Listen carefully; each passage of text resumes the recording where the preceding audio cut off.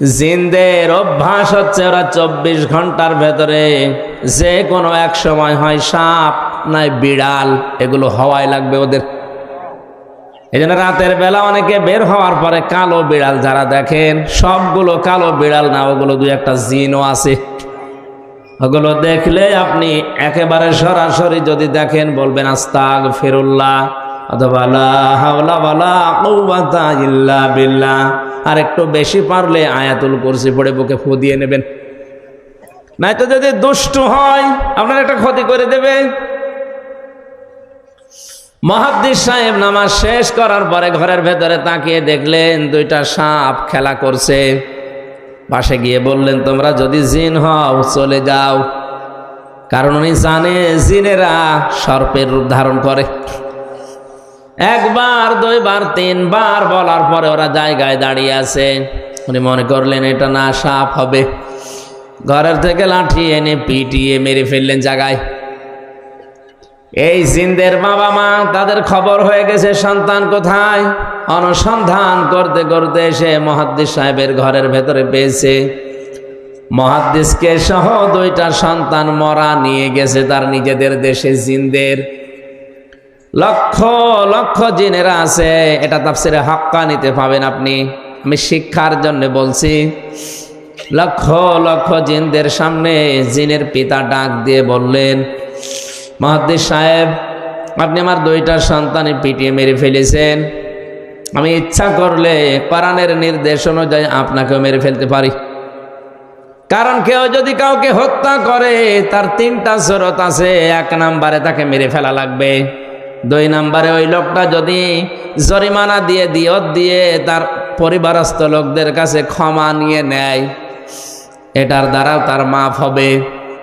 আমাদের দেশে মানুষ হত্যা করার জন্য যে ফাঁসির অর্ডার দেওয়া হয়, 30 বছর জেল দেওয়া হয়, এটা কিন্তু কোরআনের নিয়ম না। আমি বহু মানুষকে এই 3টা বছর জেলে থাকা অবস্থায় মার্ডার মামলার আসামি দেখেছি। জিজ্ঞাসা করে, হুজুর, আমি অন্যায়ভাবে হোক আর ন্যায়ভাবে যেভাবে হোক একটা মানুষ মেরে ফেলেছি, আমার যে সরকার 30 বছর জেল দিল এই দেশের আইনে, আমার কি মাফ হয়ে যাবে? না।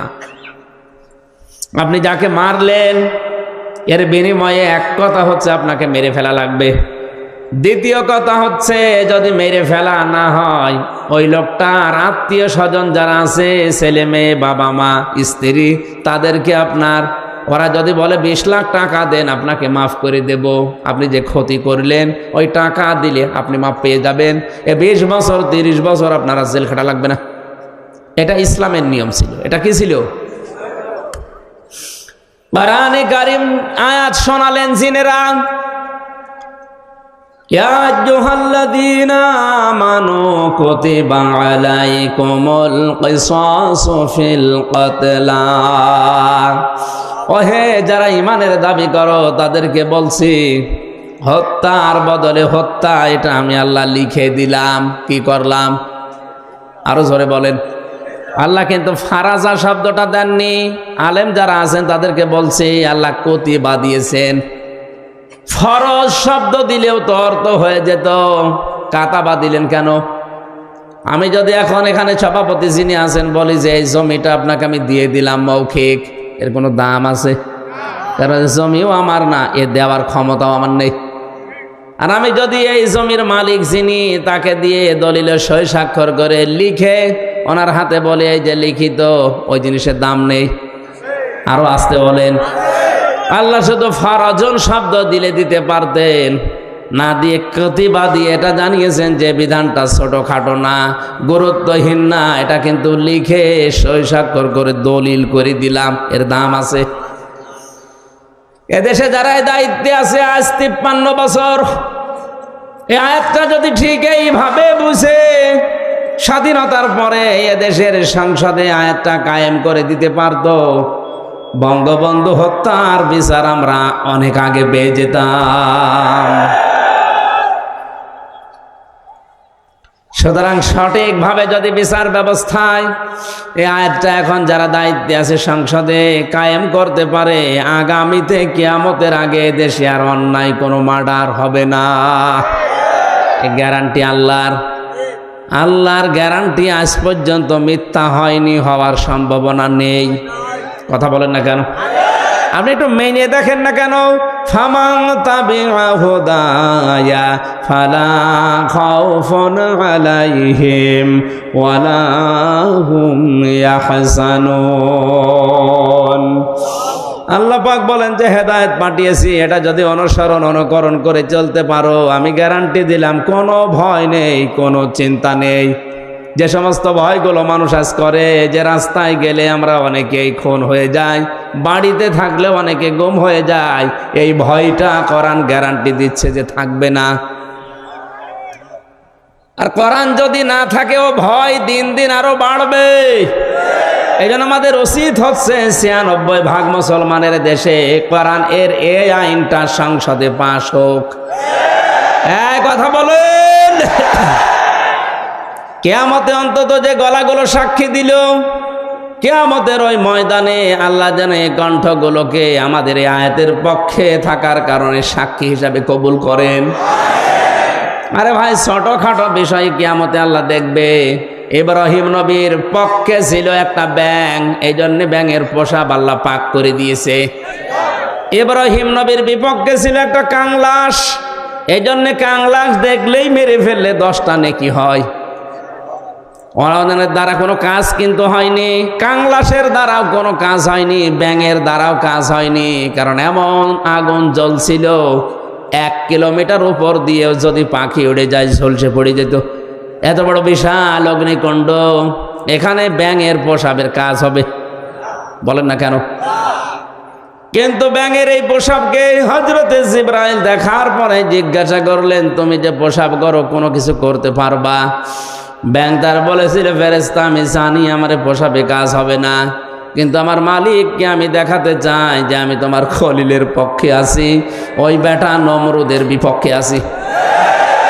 আল্লাহ এত বেশি পছন্দ করলেন কথাটা, ওই দিন থেকে কিয়ামত পর্যন্ত যত ব্যাঙ আসবে, সব ব্যাঙের পোশাককে আল্লাহ পাক বলেই ঘোষণা করে দিয়েছেন। এই এদিকে তাকান, একটা ব্যাঙ ইব্রাহিম নবীর পক্ষে থাকার কারণে যদি তার পোশাক পর্যন্ত পাক হয়ে যায়, আমরা যে নবীর পক্ষে আছি তিনি কিন্তু খলিলুল্লাহ না, তিনি হাবিবুল্লাহ। বলেন বলেন, খলিলুল্লাহ আর হাবিবুল্লাহর পার্থক্য কি? খলিল বলা হয় ওই বন্ধুকে যে বন্ধু আমার আল্লাহর জন্য সব করতে পারে, আর হাবিব বলা হয় ওই বন্ধুকে যে বন্ধুর জন্য আমার আল্লাহ সব করেছেন। জোরে বলেন সুবহানাল্লাহ। ইব্রাহিম নবীর পক্ষে থাকার কারণে যদি ব্যাঙের পোশাক পাক হয়ে যায়, আমরা মুহাম্মদুর রাসূলুল্লাহ হাবিবুল্লাহর পক্ষে থাকলে আমাদের জীবন পাক হয়ে যাবে।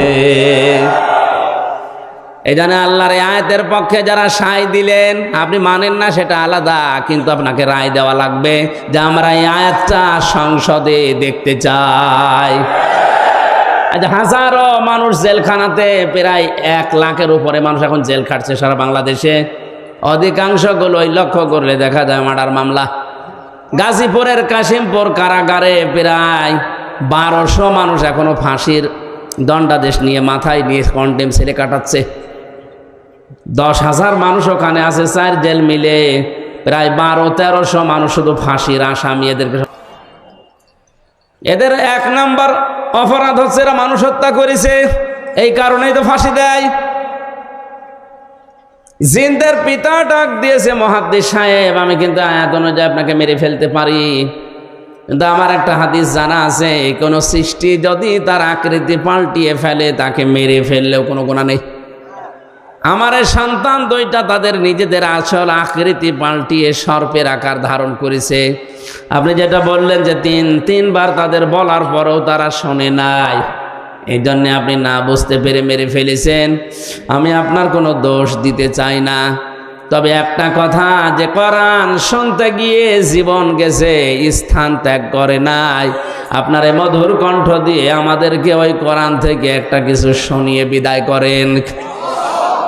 মুহাদ্দিস শাহ ওয়ালিউল্লাহ দেহলভী রহমতুল্লাহ আলাইহি তার মধুর কণ্ঠ দিয়ে কোরআনের সবচাইতে সুন্দর সূরা যেটা সূরা রহমান তেলাওয়াত করে শোনালেন, আর রহমানু আল্লামাল কোরআন খলাকাল ইনসানা আল্লামাহুল বায়ান। হাজার হাজার জিনেরা অজ্ঞান হয়ে গেছে, হুশ যাদের ছিল তারা সঙ্গে সঙ্গে বলে উঠেছে, কুলু উহিয়া ইলাইয়া আন্নাহু ইসতামাআ নাফারুম মিনাল জিন্নি ফাকালু ইন্না সামি'না কুরআনান আজাবা। তারা বলেছে অবশ্যই যে ওহী শুনলাম এটা আশ্চর্য কোরআন। শব্দের দিকে খেয়াল করেন, ইয়াহদি ইলার রুশদি ফাআমান্না বি। এই এদিকে তাকান, ইয়াহদি ইলার রুশদি ফাআমান্না বি। যে কয় মিনিটে আমরা কোরআন শুনেছি, এ কোরআন আমাদেরকে হেদায়েতের পথ বলে দিয়েছে। আপনি মনে হয় বুঝতে পারেননি, জিনেরা কোরআন শুনেছিল কয়দিন? মাত্র কয়েক মিনিট। কয়েক মিনিট লাগে সূরা রহমান পড়তে। এই কয়েক মিনিট শোনার পরে তাদের সিদ্ধান্তের দিকে তাকান, ইয়াহদি ইলার রশদি ফাআমান্না বি। এ কোরআন আমাদেরকে হেদায়েতের পথ বলে দিয়েছে, আমরা ঈমান আনলাম। ওয়ালান নুশরিকা বিরাব্বিনা আহাদা। জীবন চলে গেলেও কোনোদিন আল্লাহর সাথে আমরা শরীক করব না। এখানে আলেম নেই? এই যে আলেম বসে আছে দুইটা, জিজ্ঞাসা করেন মোজারের আগে লান আসলে অর্থ হয় কখনোই না। আমার শিক্ষা দেওয়ার বিষয়, জিনেরা মাত্র কয়েক মিনিট কোরআন শুনে যদি এত বড় বড় সিদ্ধান্ত নিতে পারে যে আমরা সব পথ ভুলে গেছি, আমরা হেদায়েতের পথ পেয়ে গেছি, আমরা ঈমান এনেছি, কোনো দিন জীবন চলে গেলেও আল্লাহর সাথে শরীক করব না। আর আমরা সেই জন্মের পর থেকে কোরআন শুনে আসছি। আমাদের কি এখনো শিরিক বন্ধ হয়েছে? আসতে বলেন। আমরা ঈমান আনতে পেরেছি না।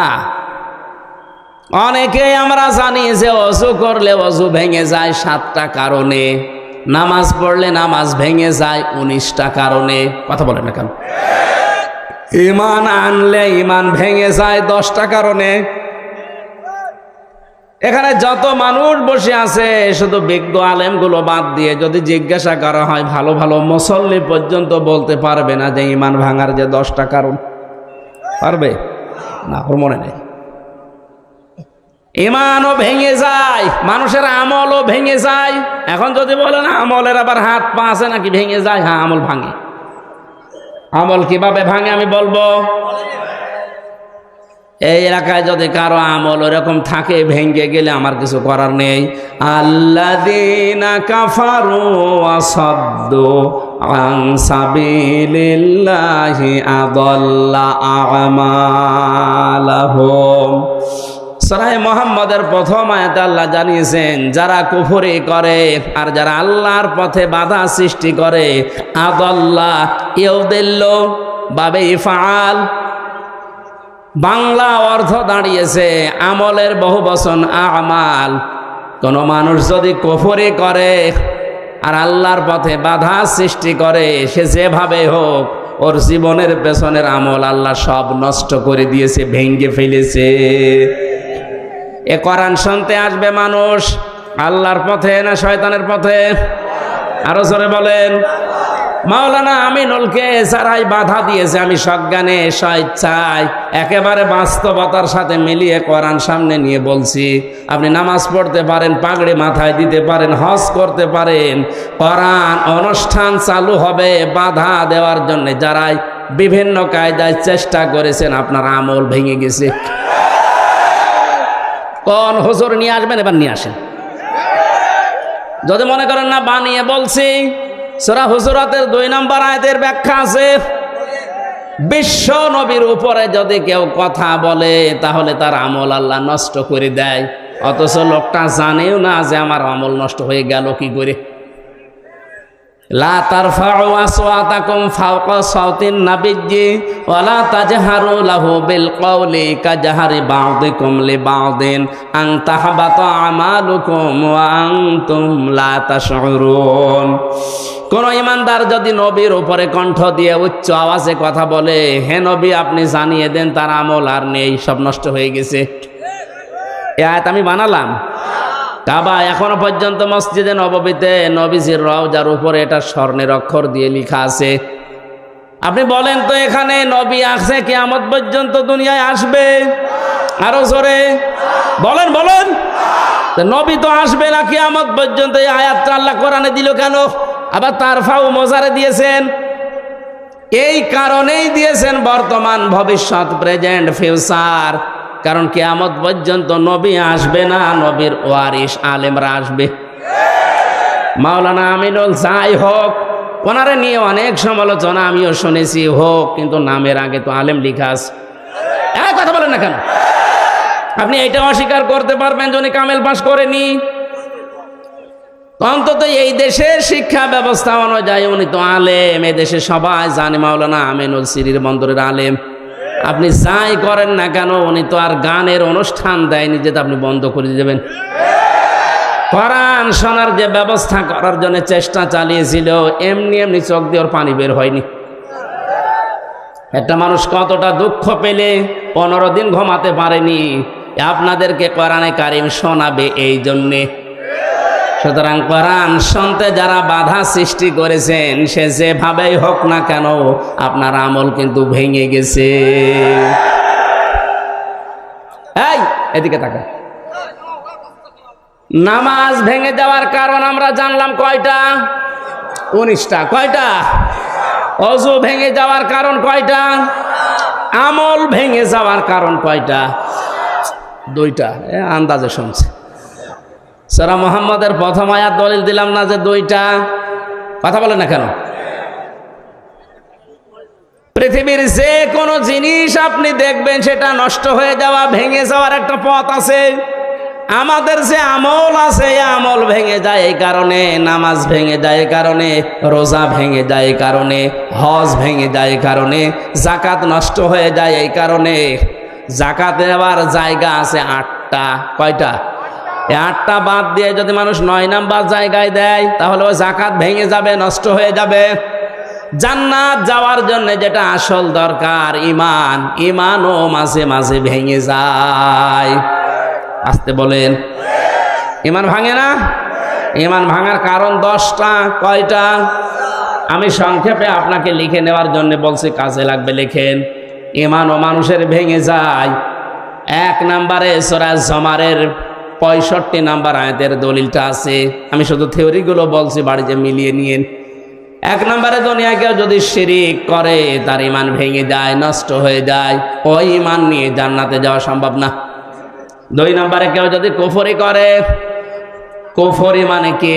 ঢেকে ফেলা। কুফরি মানে অস্বীকার করা, ঢাকনা দেওয়া, চেপে রাখা, গোপন করা। আল্লাহর কোন বিধান জানার পরে যদি কেউ চেপে রাখে, গোপন করে, সে উপকার আনতে কাফের, তারও ঈমান ভেঙে গেছে। আর এইটা বাংলাদেশে এখন বেশি। 3 নম্বরে কেউ যদি নেফাকি করে,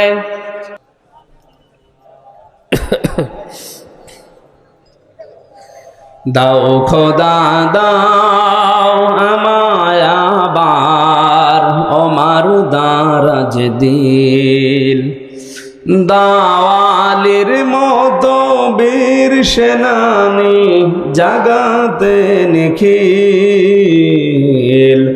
দাও খোদা দাও আমায় আবার ওমার দারাজ দিল। হামজাকে দাও ঘরে ঘরে জীবন দিতে ওয়াকাতরে। হামজাকে দাও ঘরে ঘরে জীবন দিতে ওয়াকাতরে। আবার কাবা ভাঙতে এলে পাঠাওয়া বাবিল। দাও খোদা দাও আমায় আবার ওমার দারাজ দিন। সচ্চা ঈমান দিয়ে পাঠাও শত সাহাবা, যাদের দেখে বিশ্ব আবার বলুক মারহাবা। আবার পাঠাও আবু বকর, ফিতনা ফাসাদ আসুক সমর। অনড় পাহাড় সম দাও সে মনের মিল। দাও খোদা দাও আমায় আবার ওমার দারাজ দিন। আমার ভাইরা, আমি মাওলানা আমিনুলের কথা এমনি বলি না, যেহেতু নবীজির ইন্তেকালের আগে যে কথা ছিল গুরুত্বপূর্ণ কয়টা, তার ভেতরে এটা একটা। আল উলামা ওয়ারাসাতুল আম্বিয়া, আলেমরা আমি নবীর ওয়ারিস। আমি হয় মাওলানা আমিনুল, মাওলানা হোসাইন, মাওলানা হারুন, যাই হয়ে দেশে আলেম যারাই আছে, আপনি বিশ্বাস করতে পারেন এদের আমল আখলাক ত্রুটি বিচ্যুতি থাকতে পারে, কিন্তু এরা নবীর ওয়ারিস। কিয়ামতের ময়দানে আল্লাহ পাক যদি বিচারও করে আলেমদের সবার সম্মুখে করবে না, কুদরতের পর্দা দিয়ে ঢেকে নিয়ে গোপনে বলবে এগুলো করেছিলি। এই জন্য একটু মনে সান্ত্বনা আছে, কিয়ামতে অন্তত আল্লাহ মানুষের সামনে অপমান করবে না। শাস্তি যদি দিতেও চায় আল্লাহ গোপনে দেবে। আল্লাহর কাছে আমাদের জীবনের আলেমদের কাকুতি মিনতি, আল্লাহ তুমি গোপনে মাফ করে দিও। তোমার সাত্তার নামের ওসিলায় যেভাবে গোপন করে দিয়েছো দুনিয়ায় কেউ জানে না। আমির হামজা, মাওলানা হোসাইন, মাওলানা আমিনুল কি করেছে অনেকে জানি না, তোমার জানা আছে। কিয়ামতে যেদিন বিচার বসাবে আল্লাহ কুদরতের ওই জায়গাতে যারা তুমি গোপনেই মাফ করে দাও। আমার ভাইরা, এই জন্য ওনার উপরে যদি কেউ কণ্ঠস্বর নিয়ে কথাও বলেন, ওনার আমল আখলাক যাই থাকুক না কেন, আপনারটা কিন্তু আল্লাহ নষ্ট করে দেবে। আমি ইমান ভাঙার যে 10টা কারণ বলেছি লিখে নেওয়ার জন্য, যাদেরকে লিখে নিয়েছেন হয়তো 3 নম্বরে নেফাক, যাদের ভেতরে আছে মোনাফিকি, ওপরে ফিটফাট, ভেতরে সদরঘাট, আপনার ইমান ভেঙে গেছে। আমি একটা উদাহরণ তাফসীর থেকে লিখেছি, যারা সব ধর্মকে সমান মনে করে ওদের ইমান নষ্ট হয়ে গেছে। আরে দেশে এরকম অনেক মানুষ এখন দিন দিন বাড়ছে। সব ধর্ম সমান আপনি বিশ্বাস করা তো দূরের কথা, আপনি বলেন কি করে? যে দলিলগুলো আপনি দেন যে লাকুম দীনুকুম ওয়ালিয়া দিন, লা ইকরাহা ফিদ্দিন, এই আয়াতের অর্থ আপনি নিজেই ভুল করছেন, নিজেই উল্টাপাল্টা করে ইমান হারাচ্ছেন, মানুষকেও হারাতে বাধ্য করছেন। যারা বিভিন্ন পূজা মণ্ডপে গিয়ে কথা বলে যে আমরা সার্বজনীন সনাতন ধর্মে এই অনুষ্ঠানে হাজির হইলাম, এ কথা যদি কেউ বিশ্বাস নিয়ে বলে থাকে ওর ইমান নষ্ট হয়ে গেছে। কারণ সার্বজনীন ধর্ম একটাই দুনিয়ায়, তার নাম ইসলাম। আর সনাতন ধর্ম মনে করি অনেকেই বলি হিন্দু ধর্ম না, সনাতন মানে পুরাতন। সনাতন মানে এ পৃথিবীতে সব চাইতে পুরাতন ইসলাম, এর আগে কিছু ছিল না। এক কথা বলে না কেন? পৃথিবীর প্রথম মানব যিনি হযরতে আদম, তার ধর্ম কি? আরো জোরে। সুতরাং এ কথা কারা প্রচার করেছে আমরা জানি না, যে সনাতন ধর্ম মানে হিন্দু ধর্ম, এটা মিথ্যা কথা। সনাতন ধর্মই পৃথিবীতে ইসলাম। ইন্নাদ-দীনা ইনদাল্লাহিল ইসলাম, আল্লাহর কাছে একমাত্র ধর্মের নাম ইসলাম। এজন্য ধর্মের আগে আলিফ লাম আছে। এখানে যারা গ্রামার বোঝে, আলিফ লাম 4 প্রকার। এখানে যে আলিফ লাম দেওয়া আছে নির্দিষ্ট করার জন্যে। আমি যদি মাওলানা হোসাইনকে বলি ভাই আমি দিনাজপুরে যাব, উনি যদি বলে এই যে এই রাস্তাটা, এর আগে তাহলে তরিকের আগে আলিফ লাম দেওয়া লাগবে। তরিক এই একটাই রাস্তা, কিন্তু দিনাজপুরে যাওয়ার জন্য এখনো 4-5টা রাস্তা আছে। তখন আর তরিকের আগে আলিফ লাম দেওয়া যাবে না, কারণ এটা অনির্দিষ্ট। যে কোনো রাস্তা দিয়ে আমি যেতে পারি, দিনাজপুরে পৌঁছালেই হলো। কিন্তু কোন রাস্তা দিয়ে দিনাজপুরে গেলে আপনি পাবেন না, শুধু এই রাস্তাটা ছাড়া। তখন তরিক বা রাস্তার আগে কি লাগবে? আলিফ লাম। কি লাগবে? যত ধর্ম দুনিয়ায় আছে সব ধর্মের ব্যাপারে আল্লাহর বক্তব্য এই, সবগুলো শয়তানের আবিষ্কার করা, আমি আল্লাহর আবিষ্কার করা ইসলাম।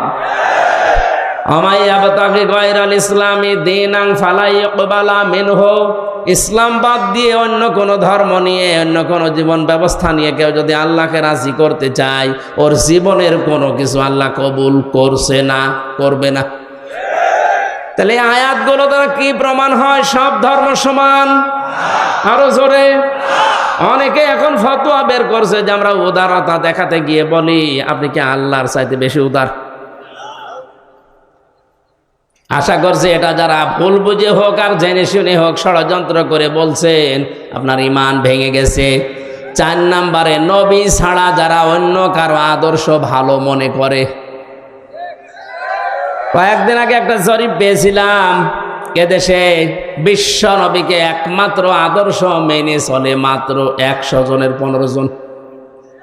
তাহলে এই যে পয়েন্টগুলো আমি কোরআন থেকে হাদিস থেকে লিখেছি, প্রত্যেকটার পেছনে হায়াতের দলিল আছে। আমি দলিলগুলো লম্বা করে বলতে পারছি না, শুধু আমার সাবজেক্টে যাব। তাই যারা আজ বিশ্ব নবী বাদ দিয়ে অন্য কাউকে আদর্শ মানে, তাদের সংখ্যা এই দেশে 85 জন। কত? আর একমাত্র যারা বিশ্ব নবীকে উসওয়াতুন হাসানা মানে, ওদের সংখ্যা মাত্র 15 জন। আপনি হিসাব করে বলেন, আমরা খালি চিল্লাই যে দেশে 96% মুসলমান। হ্যাঁ, মুসলমান আছে, ওই আদমশুমারিতে আছে, আর ওই আগা কাটা আছে। অনেকেই ভাবে যে আগা কেটে দিলেই মুসলমান। ছাগল কি? ছাগলের তো দিয়ে, ছাগলের দেয় না। না, ভুল যারা করছেন আপনাকে সংশোধনী দিলাম, আশা করছে আপনার বিবেক খুলবে। এরপরেও যদি আপনি একেবারে সে আবু জেহেলের মতো অনড় হয়ে থাকেন, আমার মনে হয় আপনার হেদায়েত কপালে আর নেই। 5 নম্বরে, আল্লাহর বিধান যাদের ভালো লাগে না, এটা সূরা মুহাম্মদের 9 নম্বর আয়াতে আছে। এদেশে এখন নেই। একই আল্লাহর বিধান কোরআনে কারিমে আকিমুস সালাত খুব আদায় করছে, আতুজ যাকাত খুব দিয়ে দিচ্ছে, কিন্তু একই আল্লাহর বিধান আকিমুদ্দিন, দিন কায়েম করো, ওয়ালা তাতাফাররাকু ফি, এই বিষয়ে কোনো ফতোয়াবাজি করো না। এখানে ওর খবর নেই। দিনটা যে কায়েম করা ফরজ নামাজের মতো, রোজার মতো, অনেকেই জানেও না ও মানেও না। অথচ পৃথিবীতে যত নবী এসেছিলেন, আমি আলেমদের বলছি, প্রত্যেকটা নবীর শরীয়তে কম বেশি কোনো মাসলা মাসাইল নিয়ে একটু ঝামেলা ছিল। হয়তো অনেক নবীর সাথে আমাদের নবীরটা মেলেনি। যেমন হযরত মুসা আলাইহিস সালামের জামানায় কারো শরীরে যদি লাপাক লেগে যেত, ওই জায়গাটা এরকম মুছে ফেললেই হয়ে যেত। হযরত ঈসা নবীর জামানায় একটু কঠিন ছিল, কোনো জায়গায় নাপাক লেগে গেল চামড়া খুশিয়ে খুশিয়ে তুলে ফেলে লেগে লাগতো। আল্লাহ পাক কঠিনটাও দেননি, একেবারে সহজটাও দেননি, আমাদের মাঝামাঝি শরীয়ত দিয়েছেন যে চামড়াও তোলা লাগবে না, আবার মুছে ফেললেও হবে না, 3 বার ধুয়ে ফেলা লাগবে। হ্যাঁ, এই যে মাসলা মাসালে হয়তো বিভিন্ন নিয়ম নীতি নিয়ে মতপার্থক্য ছিল, কিন্তু আদম থেকে শুরু করে আমাদের নবী পর্যন্ত প্রত্যেকের মিশন একটাই ছিল, আনাকিমুদ্দিন ওয়ালা তাতাফাররাকু ফি। নামাজ যেভাবে কায়েম করো, রোজা যেভাবে ফরজ মনে করে করো, দিন কায়েম করা কিন্তু ঠিক ওই রকম ফরজ। আর এই বিষয়ে কোনো পার্থক্য, মত পার্থক্য, ফতোয়াবাজি, দলাদলি চলবে না। আর যত দলাদলি, মত পার্থক্য সব এই জায়গায় এসে। এদেশে মানুষ যত তার চাইতে দল বেশি, এটা মিথ্যা কথা। কারণ এমনও লোক আছে 1 জন 2 3 দল করে, যখন যে দল উনি ওই দলের কর্মী, যেদিকে বৃষ্টি পড়ে ওইদিকে ছাতা ধরে, এরকম মানুষ আছে না নেই? আল্লাহর কোন বিধানকে আপনি যদি খারাপ মনে করেন, হ্যাঁ আপনার বুঝে আসছে না, সেটা আলাদা কথা বলছেন। আল্লাহর বিধানকে খারাপ মনে করলে ঈমান নষ্ট হয়ে যায়, ভেঙে যায়, ব্যর্থ হয়ে যায়। 6 নম্বরে, দিনের কোন বিধানকে নিয়ে কেউ যদি কটাক্ষ করে, উপহাস করে, মর্যাদা দিতে না চায়। এটা আজ দিন দিন বাড়ছে। আল্লাহর বিভিন্ন বিধান নিয়ে মানে তো না, আরো কটাক্ষ করে, আরো উপহাস করে উড়িয়ে দেয়। আমি একটা উদাহরণ দিচ্ছি আল্লাহর কোরআন থেকে, একটু খেয়াল করে শোনেন। কোরআনের কোন আয়াত বোঝার জন্য কেউ যদি চেষ্টা করে, তার কিন্তু 500 রাকাত নফল নামাজের সওয়াব হয়। ইন্নাল্লাযীনা কাযযাবু বিআয়াতিনা ওয়াস্তাকবারু আনহা লা তুফাত্তাহু লাহুম আবওয়াবুস সামা ওয়া লা ইয়াদখুলুনাল জান্নাহ। আল্লাহ পাক বলেন, হে নবী, নিশ্চয় যারা আমি আল্লাহর আয়াতকে অবিশ্বাস করে, মিথ্যা মনে করে, আর যখন আমার আয়াত দিয়ে ওয়াজ করা হয়, তাফসির করা হয়, ব্যাখ্যা করা হয়, সতর্ক করা হয়, ও মানুষ সতর্ক না হয়ে অহংকার করে আরো উঠে চলে যায়। ওয়াস্তাকবারু আনহা, ইস্তেকবার করে, অহংকার করে, দাম্ভিকতা দেখিয়ে মুখ ফিরিয়ে চলে যায়। লা তুফাত্তাহু লাহুম, তোফাত্তাহু মোজারে, বর্তমান, ভবিষ্যৎ, প্রেজেন্ট, ফিউচার, তার জন্য খোলা হচ্ছে না, হবে না। আবওয়াবুস সামা, বাবের বহু বচন আবওয়াব, বাব মানে দরজা, আবওয়াব মানে দরজা সমূহ, সামা মানে আকাশ, আকাশের একটা দরজাও তার জন্য খোলা হচ্ছে না, হবেও না। এতটুকু আল্লাহ শেষ করেননি, পরবর্তী কথা আরো কঠিন। ওয়ালা ইয়াদখুলুনাল জান্নাহ, ওরা জান্নাতে যাচ্ছে না, যাবে না। আপনি হিসাব করছেন পেছনের হাত দিয়ে। আজ যারা আল্লাহর আয়াতকে অবিশ্বাস করেন, কটাক্ষ করেন, মিথ্যা মনে করেন, অহংকার করে মুখ ফিরিয়ে চলে যান, আপনার কিন্তু জীবনের বড় ক্ষতি দুইটা। আকাশের দরজা সব সময় আপনার জন্য বন্ধ, আপনার আমল ওঠা বন্ধ হয়ে গেছে। 2 নাম্বার, আপনি জান্নাতে কোনোদিন যাচ্ছেন না, যাবেনও না।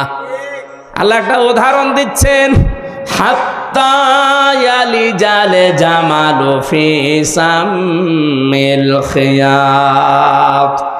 হাত্তা মানে যতক্ষণ পর্যন্ত, ইয়ালিজা মানে প্রবেশ করা, যতক্ষণ পর্যন্ত প্রবেশ না করে সূচের ওই ছিদ্র দিয়ে উট, তার মানে সূচের ছিদ্র দিয়ে উট প্রবেশ করা যেরকম অসম্ভব, ওই মানুষগুলোর আল্লাহর জান্নাতে যাওয়া ওই রকম অসম্ভব। আল্লাহ উদাহরণটা দিয়ে জানিয়েছেন, বান্দা, তোর জন্য আমার জান্নাতে যাওয়া সম্ভব না। সুতরাং আল্লাহর আয়াত নিয়ে যারা কটূক্তি করছেন, তারা থামেন, আপনার জন্য জান্নাতে যাওয়া সূচের ছিদ্র দিয়ে উট যাওয়ার মতো কঠিন। আল্লাহ শেষ করে দিলে হয়তো আমি বলতাম না, এর পরবর্তী কথা আরো কঠিন। ওয়াকাযালিকা নাজিজিল মুজরিমিন, আল্লাহ বলেন এইভাবে করে আমি পাপিষ্ঠদেরকে শাস্তি দেব। লাহুম মিন জাহান্নামা মিহাদু ওয়া মিন ফাওকিহিম গাওয়াশ ওয়াকাযালিকা নাজিজিজ যালিমিন। এই যে মানুষগুলো যারা আল্লাহর আয়াত নিয়ে, আল্লাহর কোরআন নিয়ে, আল্লাহর বিধান নিয়ে কটূক্তি করে, উপহাস করে, এরা নামাজ পড়তে পারে, রোজা রাখতে পারে, দাড়ি রাখতে পারে, মারা যাওয়ার সঙ্গে সঙ্গে আমি আল্লাহ কবরটা জাহান্নাম বানিয়ে দেব। আল্লাহ শুধু এতটুকুই দেননি, আল্লাহ এর পরবর্তী শব্দের দিকে খেয়াল করেন, মিহাদু ওয়া মিন ফাওকিহিম গাওয়াশ, ওদের কবরের ভেতরে রাখার সঙ্গে সঙ্গে পেছনে নিচে যে বিছানাটা, এটা হয়ে যাবে আগুনের বিছানা, উপরে দেওয়া হবে আগুনের চাদর। জোরে বলেন নাউজুবিল্লাহ। এই আয়াতটা আমার চোখের সামনে যখন আসে, আমি দেখতে পাই এদেশে অনেকেই এখন এই আয়াতে শামিল। অথচ এরকম মানুষ মারা গেলে আমরা অনেকে উপরে ফুল দিয়ে রাখি। হ্যাঁ, কথা বলে না কেন? সারা জীবন যে আল্লাহর আয়াতকে উপহাস করে, ঠাট্টা করে, আল্লাহর বিধানকে যার পছন্দ হয় না, এ মানুষটা মারা গেলে উপরে ফুল কেন? 2 তলা বিল্ডিং কেন? 15 তলা বিল্ডিং বানিয়েও কাজ নেই, কারণ আল্লাহ নিজে ওরে জাহান্নামের চাদরের বিছানা দেবে, জাহান্নামের চাদর দিয়ে ঢেকে দেবে। জোরে বলেন নাউজুবিল্লাহ। আমার ভাইরা, যেন ঈমান যেন আপনার ভেঙে না যায়, সতর্ক থাকবেন। 7 নম্বরে যারা জাদুকর, এদের ঈমান ভেঙে যায়। এই এলাকায় মনে হয় নেই। 8 নম্বরে মুসলমানদের বিরুদ্ধে যারা ষড়যন্ত্র করে, এটা এখন বেশি। হ্যাঁ, কথা বলেন না কেন? মুসলমানদের বিরুদ্ধে, মানুষের বিরুদ্ধে না, মুসলমানদের বিরুদ্ধে যারা ষড়যন্ত্র করে, এই লোকটার ঈমান ভেঙে যায়।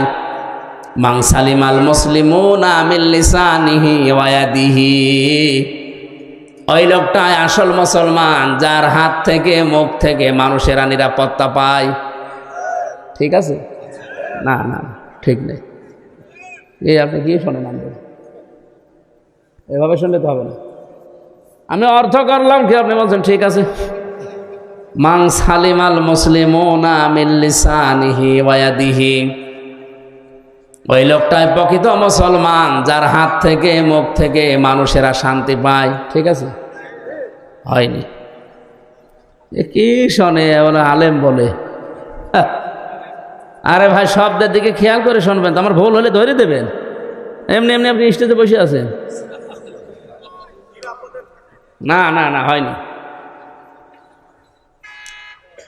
এখানে কিন্তু এই জন্যই তাফসীর মাহফিলে আসা লাগে। সূক্ষ্ম কিছু শব্দ যেগুলো ক্লাসে পাওয়া যায় না, এই শব্দগুলো গবেষণা করে বের করা লাগে। কোন মানুষ যদি মানুষ হয়ে মানুষের ওপরে জুলুম করে, তার বিরুদ্ধে কিন্তু আল্লাহর মামলা আছে, এটা আলাদা বিষয়। সূরা শুরার 42 নম্বর আয়াতে আল্লাহ দলিল দিয়েছেন, ইন্নামাস সাবিলু আলাল্লাযিনা ইয়াজলিমুনান নাস। আমি আল্লাহর মামলা, আমি আল্লাহর অভিযোগ তাদের বিরুদ্ধে যারা মানুষ হয়ে মানুষের উপরে জুলুম করে। আল্লাহ এখানে ইয়াজলিমুনাল মুসলিমুনা দেয়নি, দিয়েছে ইয়াজলিমুনান। বলেন বলেন, হিন্দু কি মানুষ না? খ্রিস্টান, ইহুদি? তাহলে মানুষ পদবাচ্চে যারা বিবেচিত, সে যে ধর্মের হোক, ওর উপরে কেউ যদি জুলুম করে, তার অধিকার নষ্ট করে, তার বিরুদ্ধে মামলা কার? এটা আলাদা বিষয়। কিন্তু এখানে আল্লাহর নবী নাস শব্দ দেননি, দিয়েছেন মুসলিমুনা। কি দিয়েছেন? আমি এইটা বোঝানোর জন্যই বলছিলাম, ওই লোকটাই আল্লাহর কাছে প্রকৃত মুসলিম, যার হাতের দ্বারা আর মুখের দ্বারা মুসলমানেরা নিরাপত্তা পায়। আপনি কেমন মুসলমান? আপনার হাতের দ্বারা আর মুখের দ্বারা মুসলমানেরা শান্তিতে থাকে না, আরো আতঙ্কে থাকে। এখানে ইয়াদি মানে এই হাত শুধু না, ক্ষমতার হাত।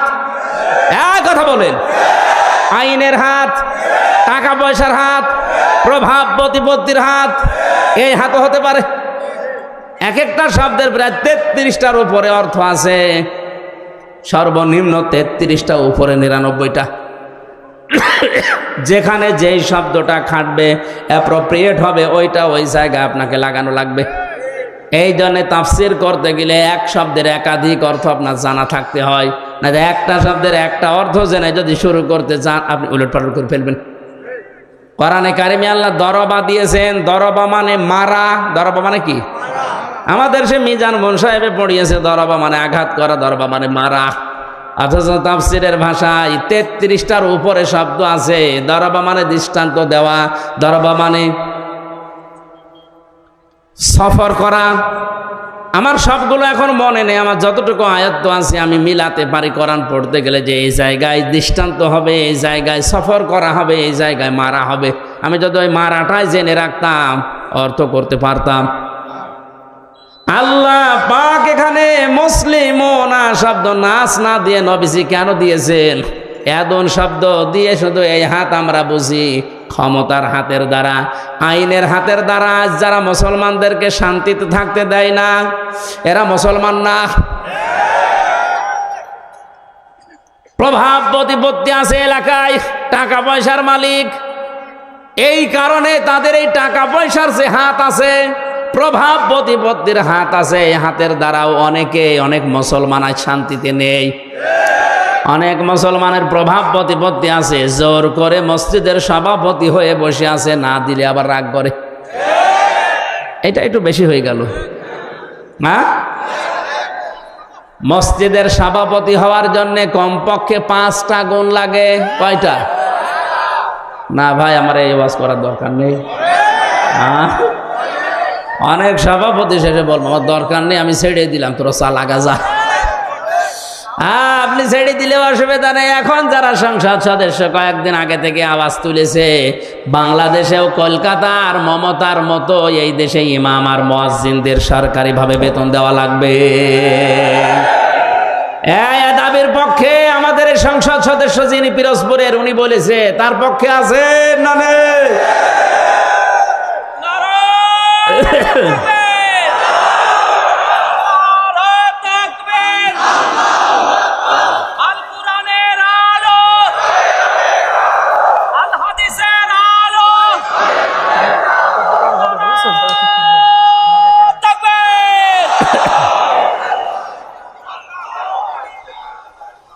এই পৌরসভার মেয়র যিনি আছেন, ড্রেন পরিষ্কার করে, টয়লেট পরিষ্কার করে, তার যদি বেতন দেওয়া যায় 3 লক্ষ 3.5 লক্ষ, মসজিদের ইমামের বেতন আর মুয়াজ্জিনের বেতন দিতে গেলে আমাদের প্রধানমন্ত্রী পারবে না। 564টা মডেল মসজিদ বানিয়েছে, এখানে যদি বেতন দিতে পারে ইমাম মুয়াজ্জিনের, 3.5 লাখ মসজিদের ইমাম মুয়াজ্জিনের বেতনও দিতে পারবে। সে কলিজা তার আছে, কথা বলছে না কেন? তার কলিজা না থাকলে 10.5 লাখ 12 লাখের উপরে, তাকান কত মানুষকে আশ্রয় দিয়েছে। চীন এত বড় রাষ্ট্র, একটা মানুষও নেয়নি। কথা বলছে না কেন? আর সমালোচনা আলোচনা তার বিরুদ্ধে পক্ষে বিপক্ষে আছে, কিন্তু তার কয়েকটা কাজ কিন্তু খুব ভালো। বিশেষ করে একটি খামার একটি বাড়ি, এই প্রকল্পের মাধ্যমে অনেকে আজ একটা কর্মজীবন পেয়েছে, একটা মাথা গোজার ঠাঁই পেয়েছে। প্রধানমন্ত্রীর জীবনে কিছুই যদি আল্লাহর ভালো না লাগে, এই কাজটা ভালো হবে, কারণ এটা কোরআনে কারিমের সূরা মুদ্দাসসির থেকে নেওয়া। আলাম নাকুন নুতি'মুল মিসকিন, হে নবী আপনি মিসকিনদেরকে খাবার দেবেন, যারা দেয় না তারা মুসলমান দাবি করলেও জাহান্নামে যাবে। সুতরাং শুধু নিজে খেয়ে পরে বাঁচবেন, এতিম মিসকিন অসহায় মানুষের খবর রাখবেন না, আপনি জান্নাতে যেতে পারেন না। উনি হয়তো এই আয়াত থেকে এই শিক্ষাটা নেওয়ার জন্য একটি খামার একটি বাড়িয়ে প্রকল্প চালু করেছিল। আর দুর্নীতি হয়েছে, হয়তো অনেকে একটি খামার একটি বাড়ি বানাতে গিয়ে মাসের বদলে রড দিয়েছে, আমরা জানি, কিন্তু কাজ তো করেছে। যারা দায়িত্ব পেয়েছিল ওরা 2 নাম্বারই করলে উনি ওখানে ঢাকা থেকে করবে কি? সুতরাং এই কাজটা যেন আল্লাহ কবুল করেন। লক্ষ লক্ষ মানুষের মাথা গোজার মতো একটা ঠাঁই হয়েছে, একটা কর্মসংস্থান তৈরি হয়েছে। জোরে বলেন সুবহানাল্লাহ। আমি কিন্তু শিক্ষা দেওয়ার জন্য যে জায়গায় ছিলাম ওখানে ফিরে যাচ্ছি। যে মানুষগুলো কাউকে মুসলমানদের বিরুদ্ধে ষড়যন্ত্রে লাগিয়ে দেয়, এই লোকটার মুসলমান থাকে না, ঈমান ভেঙে যায়। 9 নম্বরে কাউকে যদি কেউ ইসলামের ঊর্ধ্বে মনে করে, ওর ঈমান নষ্ট হয়ে যায়। আমি এই শব্দটা আর বলবো না। কাউকে আপনি ইসলামের ঊর্ধ্বে মনে করতে পারবেন না, এমনকি নবীজিও না। কারণ নবীজি ইসলামের প্রচারক ছিলেন, ইসলামের খাদেম ছিলেন। বিশ্ব নবীকে যখন পাথর দিয়ে দিয়ে মেরে মেরে রক্তাক্ত করে ফেলে রাখতো, জিবরাইল এসে পাথরগুলো সরিয়ে বড় একটা পাথরেরকে বলতেন তোলা হয়ে যাও, তোলার মতো নরম করে ওখানে যখন শুয়ে দিতেন, জিবরাইলকে নবীজি বলে ভাই আমার কি কাজ? নবীজিকে আল্লাহ শুনিয়েছেন, ফেরেশতা বলে দাও যে দিনের জন্য নবীকে পাঠিয়েছি ওই দিনের জন্য মার খেয়েছে। সকাল বেলা থেকে মোহাম্মদ রাসূলুল্লাহর ওই দিনের প্রচার করাই কাজ। তাহলে দিনের মর্যাদা কত বেশি ইসলামের। এজন্য ইসলামের ঊর্ধ্বে কাউকে মনে করা যাবে না, সে যেই হোক। কথা বুঝতেছেন? আমার কাছে আগে ইসলাম, আমি মুসলিম হিসাবে, এরপরে অন্য কিছু। 10 নম্বরে ইসলামের কোন বিধানকে যারা ঘৃণা করে, এটা সূরা সেজদার 22 নম্বর আয়াতের ব্যাখ্যায় পাবেন। তাহলে আমি বলছিলাম দুনিয়াতে অনেক কিছু আছে যেগুলো করলেই হয় না, ভেঙে নষ্ট হয়ে যায়। এই পৃথিবীতে শয়তানের যে বন্ধু, এই বন্ধু কিন্তু ভেঙে যায়। শয়তানের সাথে যারা বন্ধুত্ব করে, এই বন্ধুত্ব ভেঙে ফেলার বুদ্ধি আছে না নেই? আমরা যারা শয়তানের সাথে বন্ধুত্ব করলাম, এই যে অপচয় করে, অশ্লীলতা ছড়ায়, যৌনতা ছড়ায়, নবীদের, তার মানে নবীর ওয়ারিসদের মুখের উপরে জোরে কথা বলে, আল্লাহর পথে চলতে বাধা দেয়, এগুলো সব শয়তানের কাজ। কার কাজ? আল্লাহ আমাদেরকে হেফাজত করুন, বলেন আমিন। সূরা জুমার মাত্র 2টা আয়াত পড়েছিলাম। এমন গুরুত্বপূর্ণ বিষয় আল্লাহ আয়াতের ভেতরে দিয়েছেন, একটু খেয়াল করে তাফসীর আকারে শোনেন। ইয়া আইয়ুহাল্লাযীনা আমানু ইযা নুদিয়া লিস-সালাহ। আল্লাহ পাক বলেন, ঈমানদারেরা যেদিন আযান দেওয়া হয়, ইলা ইয়াউমিল জুমআ ইযা নুদিয়া লিস-সালাতি মিন ইয়াউমিল জুমআ, জুমার দিন যখন আযান দেওয়া হয়, ডাকা হয়, আহ্বান করা হয়, ঘোষণা দেওয়া হয়, ফাসআউ ইলা যিকিরিল্লাহ, তোমরা আল্লাহর জিকিরের দিকে, নামাজের দিকে দৌড়াও। কে বলছেন?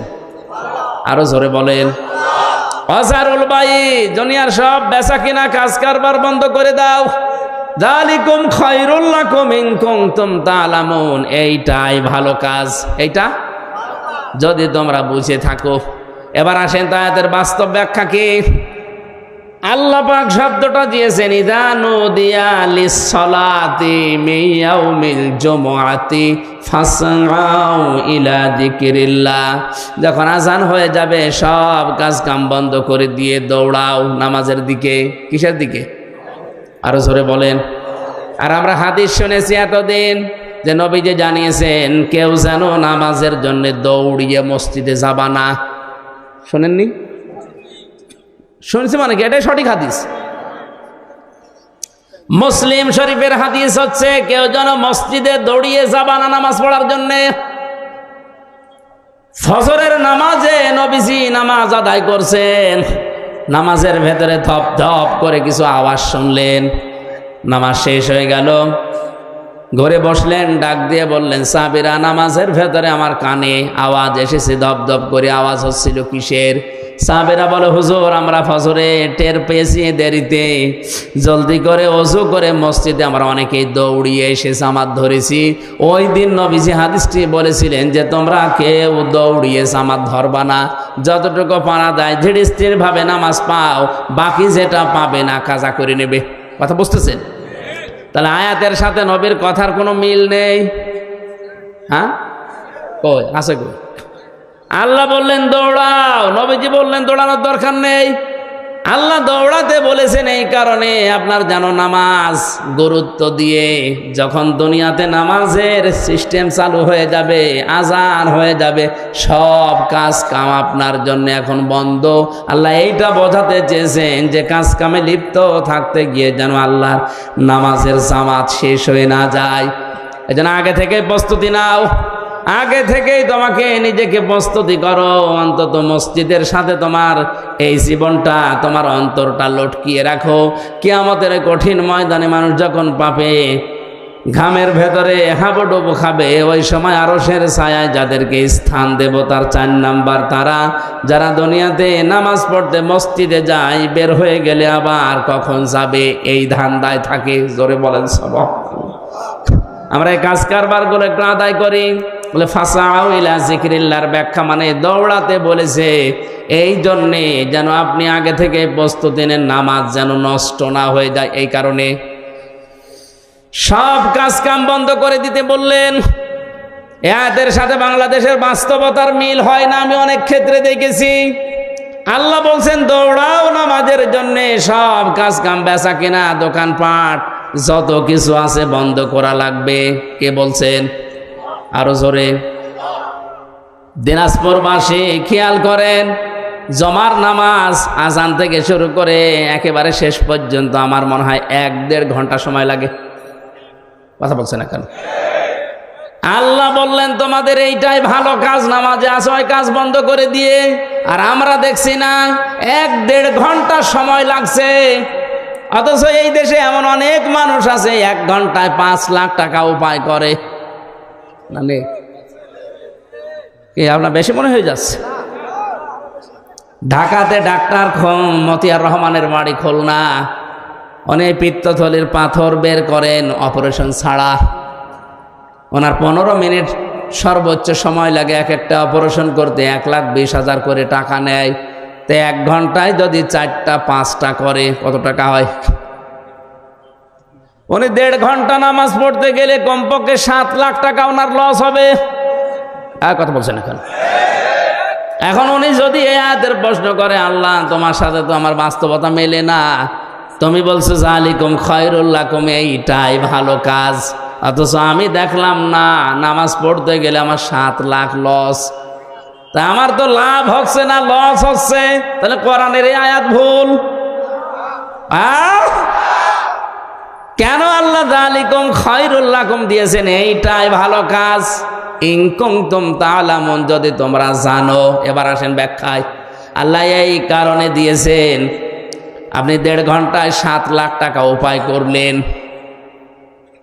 যে সমাজে নামাজ নেই, নামাজের শিক্ষা নেই, হাসপাতাল থেকে অপারেশন করে 7 লক্ষ টাকা ব্যাগে নিয়ে আপনি ব্রিফকেসে ভরে যাচ্ছেন বাড়িতে, 1-1.5 কিলোমিটার দূরে মনে করেন বাড়ি। রাস্তায় যাবার সময় যে সমাজে নামাজ নেই, সমাজে চুরিদারি, ছিনতাই, হাইজাকার, ডাকাতি নেই। আসতে বলেন। এখন আপনি 7 লাখ উপায় করে যাচ্ছেন, ও সমাজে তো নামাজ নেই। আপনার টাকা নেওয়ার সঙ্গে সঙ্গে বাড়িতে যাওয়ার রাস্তায় যদি ছিনতাইকারী ধরে, যদি চাই, আপনি দিতে না চাইলে আপনাকে মেরেও ফেলতে পারে। আল্লাহ এই কারণে নামাজের গুরুত্ব দিলেন, কারণ নামাজ যদি কায়েম হয়ে যায়, নামাজের শিক্ষাগুলো যদি ব্যক্তি, পরিবার, সমাজ, রাষ্ট্রে এসে যায়, 7 লাখ না 7 কোটি টাকা সঙ্গে নিয়ে গেলেও তোমার মনে আল্লাহ ছাড়া আর কোনো চোর, ডাকাত, হাইজাকার, ছিনতাইকারীর ভয় থাকবে না। এরকম একটা পরিবেশ আল্লাহর নবী মদিনায় গঠন করেছেন না করেন নাই? আরো জোরে। একবারও কি দেখতে মনে চায় না যে নামাজের সমাজটা বাংলাদেশে কায়েম হলে কি করে হাইজাকার মুক্ত, সন্ত্রাস মুক্ত, দুর্নীতিবাজ মুক্ত, সাদাবাজ মুক্ত, চোর ডাকাত মুক্ত একটা জীবন কিভাবে চালানো যায় শান্তিতে, ওটা দেখতে মনে চায় না? আরো জোরে বলেন, চাই না? আল্লাহ এই জন্য এটা বলেছেন যালিকুম খায়রুল লাকুম, এটা ভালো। এজন্য নামাজ কায়েম করো, নামাজকে দাঁড় করাও। হ্যাঁ, নামাজ যখন পরিবারে, সমাজে, রাষ্ট্রে কায়েম হয়ে যাবে নামাজের শিক্ষাগুলো, তখন আর মসজিদে বসে থাকার দরকার নেই। ফাইদা কুদিয়াতিস সালাতু ফান্তাশিরু ফিল আরদি ওয়াবতাগু মিন ফাদলিল্লাহ। নামাজ যখন শেষ হয়ে গেছে, এখন আর মসজিদে থাকা যাবে না, এখন ছড়িয়ে যাও, ছিটিয়ে পড়ো, অনুসন্ধান করো আল্লাহর রিজিক। আল্লাহর কি? আরো জোরে। ইয়াতে বিধান হচ্ছে 2টা, একটা নামাজ পড়ো আর একটা ছড়িয়ে পড়ো।